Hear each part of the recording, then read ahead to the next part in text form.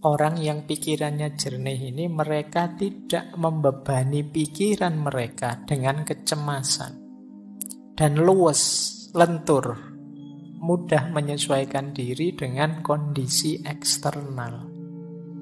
Ini cirinya orang yang pikirannya jernih. Orang yang mengikuti jalan pikirannya akan jernih. Kalau pikirannya jernih, dia ini mudah menyesuaikan dengan kondisi situasi di sekelilingnya dan tidak mudah cemas. Kalau teman-teman kok merasa sering cemas, kemungkinan pikirannya belum jernih, perlu dijernihkan kembali.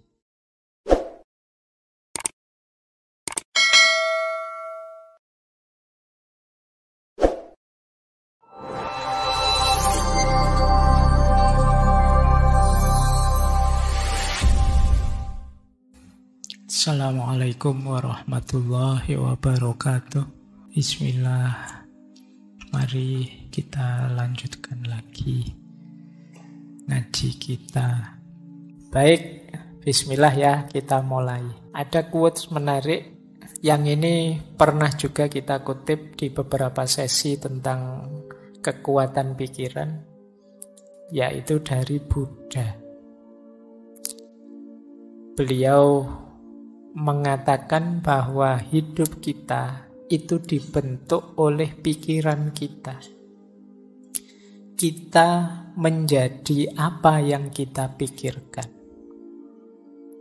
Kegembiraan itu mengikuti pikiran yang jernih, seperti bayangan yang tidak pernah pergi. Quotes ini isinya 3 hal secara sekaligus. Yang pertama, hidup itu dibentuk oleh pikiran kita. Yang kedua, kita adalah apa yang kita pikirkan.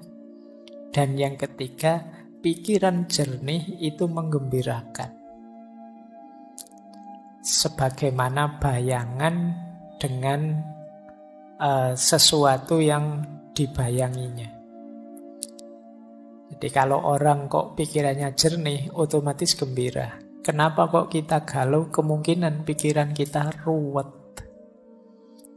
Jadi tidak karu-karuan, itu terus kita sedih. Tapi kalau pikiran kita jernih, oh yang salah ini, yang benar ini. Oh yang cocok ini, yang tidak cocok ini. Kalau tegas jelas, itu kan kita senang, gembira, lega.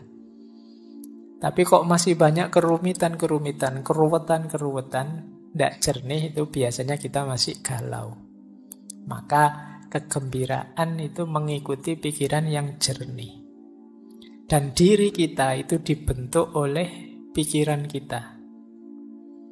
Kalau kalian menganggap, Pak, siapa sih saya ini? Saya ini orang rusak loh, Pak. Nah, kamu sendiri menganggap dirimu orang rusak. Itu kan berarti nanti ketika kamu menjalani hidupmu, kamu akan memposisikan dirimu sebagai orang yang rusak. Jadi kita adalah pandangan kita sendiri, pikiran kita sendiri tentang diri kita.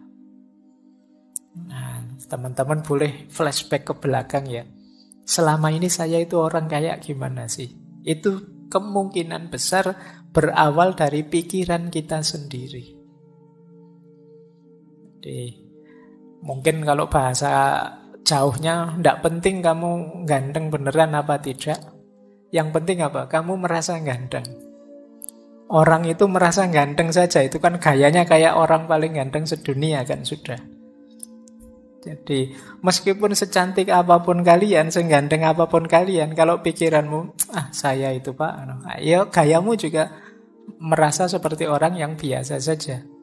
Jadi kita adalah sejauh yang kita pikirkan. Hidup kita dibentuk oleh pikiran kita. Maka hati-hati dalam berpikir. Jangan berpikir yang aneh-aneh, yang rusak-rusak, yang kacau-kacau, karena itu akan jadi diri kita. Kalau ada peribahasa dalam bahasa Inggris yang isinya to know is to be. Tahu itu sama dengan menjadi sesuatu. Apa yang ada di pikiran kita, seperti itulah nanti hidup kita. Kalau kita isi dengan hal-hal yang positif, ya hidup kita akan menjelma positif. Tapi kalau pikiran kita isi dengan banyak hal negatif, ya kita akan jadi orang yang negatif.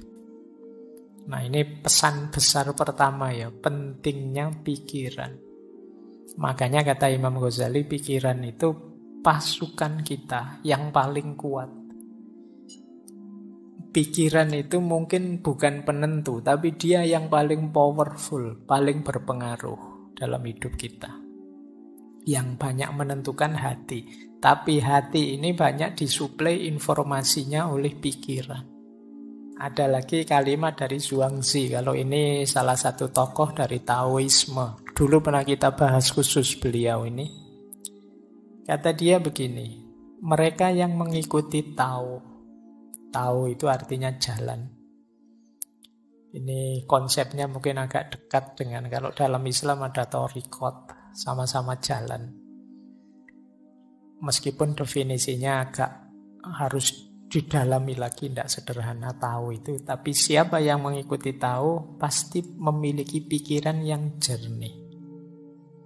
Orang yang pikirannya jernih ini, mereka tidak membebani pikiran mereka dengan kecemasan. Dan luwes, lentur, mudah menyesuaikan diri dengan kondisi eksternal. Ini cirinya orang yang pikirannya jernih.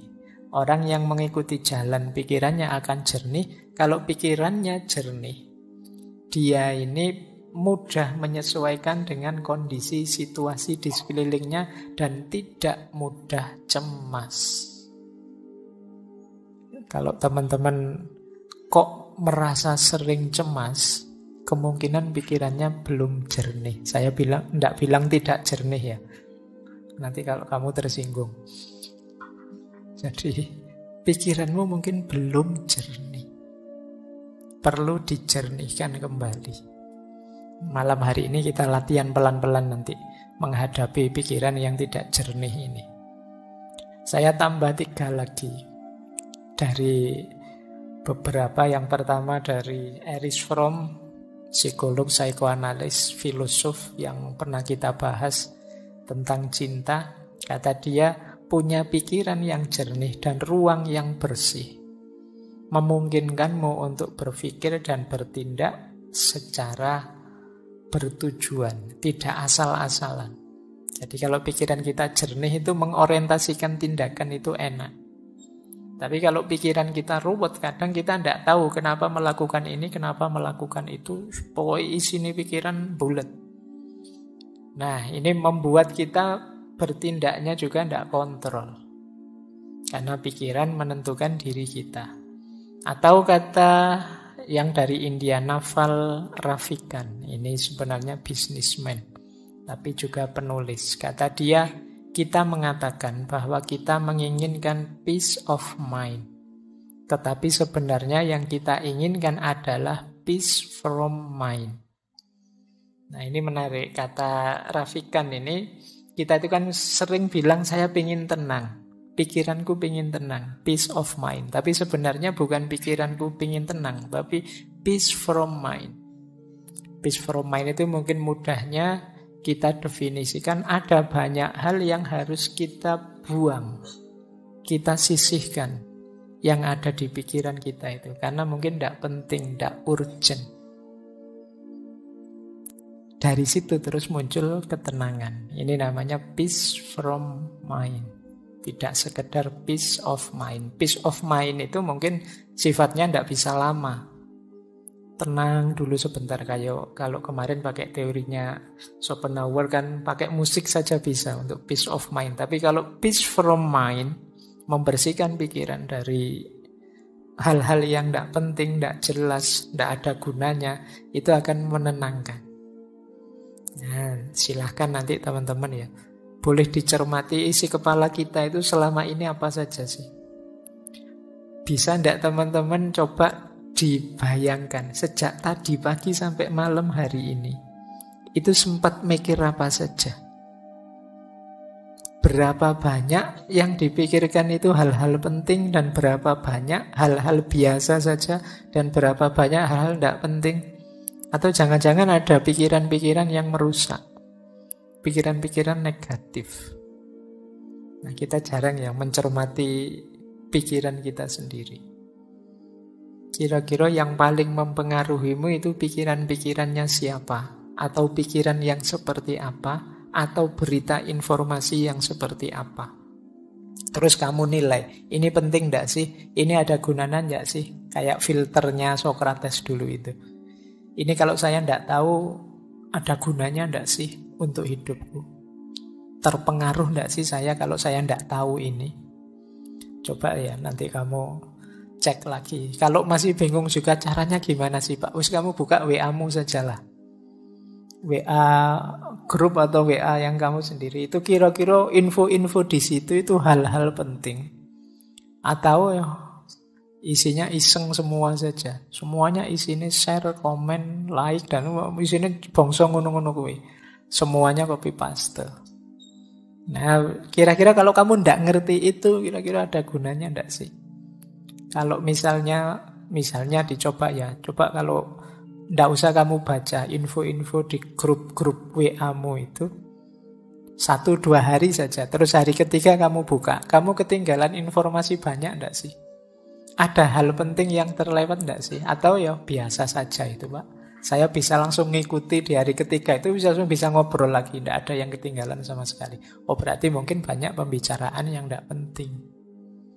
Nah coba ya kamu sendiri yang ngecek sejauh mana sih aktivitasmu sehari-hari itu bermakna. Ayo sejak pagi sampai malam hari ini sudah melakukan apa saja? Berapa persen dari yang kita lakukan itu hal penting, berapa persen hal rutin, dan berapa persen hal tidak penting. Nanti akan kelihatan siapa diri kita. Baik, saya lanjutkan. Ini yang terakhir ada pandangan dari Paulo Coelho. Ini penulis. Tulisannya banyak, kata dia, santailah, biarkan pikiranmu menjadi kosong, dan kejutkan dirimu dengan harta karun yang mulai mengalir dari jiwamu. Jangan lupa, jiwa kita ini khazanah yang luar biasa. Kalau teman-teman mau membacanya. Nah, khazanah yang luar biasa ini sering terpendam, tidak muncul. Kenapa? Karena kita sibuk oleh hal-hal di luar diri. Sampah pikiran kita banyak sekali, luar biasa. Sehingga tidak bisa masuk lagi hal penting justru dari dalam diri kita sendiri. Maka kata Coelho, santailah coba. Tidak usah mikir apa-apa, biarkan dirimu jernih. Nanti ada banyak hikmah yang mengalir dari jiwamu. Ada banyak wawasan-wawasan yang mungkin mengejutkanmu. Jadi makanya kalimatnya kejutkan dirimu. Betapa luar biasanya dirimu, cuma kamu tidak sadar saja. Baik ya, ini sebenarnya memprovokasi kita untuk berpikir jernih. Ayolah, menjernihkan pikiran.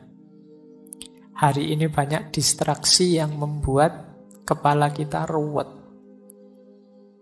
Jadi saya sering didatangi teman-teman muda, mahasiswa dan lain sebagainya yang itu mengkonsultasikan sesuatu yang sifatnya hanya overthinking. Jadi sekedar cari ruwet saja. Yang tidak ada manfaat praktisnya, tidak ada manfaat idealis nilainya untuk hidup praktisnya. Nah ini tidak saya salahkan ya, tetap luar biasa betapapun nambah wawasan, nambah ilmu itu bagus. Tapi kalau bahasa saintifiknya kurang tepat guna. Jadi ya nambah ilmu oke saja, nambah wawasan oke saja. Tapi kalau bisa ya yang paling tepat guna, manfaat untuk meningkatkan kualitas dirimu dan kualitas hidupmu. Jadi jangan hanya dipilih, wah rasanya ini menarik Pak. Ya, kalau menarik ya banyak hal menarik, luar biasa. Tapi itu manfaat enggak untuk hidupmu? Penting enggak untuk peningkatan kualitas dirimu? Nah, Baik, ya mumpung masih muda. Jadi kalau timbunan wawasanmu itu sesuatu yang manfaat, baik untuk dirimu dan untuk lingkunganmu, ya insya Allah nanti kalian akan jadi orang yang hidup seperti dijanjikan Allah. Semakin nambah ilmunya, semakin tinggi derajatnya.